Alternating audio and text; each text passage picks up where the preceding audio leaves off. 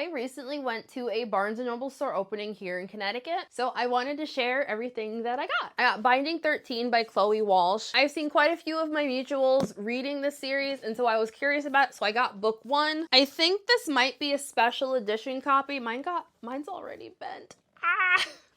I dropped my bag. The only thing I know about this book series is that I'm pretty sure it's an emotional roller coaster. So I'm going to have to read it when I am ready to get like emotionally just devastated, I guess. I also picked up Lights Out by Nevessa Allen as well as Caught Up. I had previously read Lights Out when it was still an indie release. So this is honestly just a book trophy. And I told myself I was not going to be the kind of person who does book trophies, but I lied.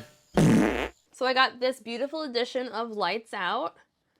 We got some sprayed edge action. I have a hold on the audiobook for this one from Libby, so I'm just waiting for that to go through. Barnes & Noble edition of Caught Up, and then we have sprayed edges here as well. So I also picked up Filthy Rich Fay and Filthy Rich Vampire from Geneva Lee. So for Mother's Day, I went on a shopping spree at Barnes & Noble. Shout out to my husband. I accidentally picked up book 2 in the Filthy Rich Fay series. Look at this. I did not realize that for like books 2 and 3 in the series that the title is down here. I just saw Filthy Rich Fay and thought this was book 1. So imagine my surprise when I get home, put it on my shelf, and discover there is a 2 on the side. I didn't realize that. I'm really hoping that I like this series because like I now have 2 books in the series. And then for whatever reason, I also picked up book 1 in the Filthy Rich Vampire. And technically, I didn't pick this up while I was at the Barnes & Noble opening, but I did order this from Barnes & Noble, so I'm going to include this in here because I'm super pumped about this one.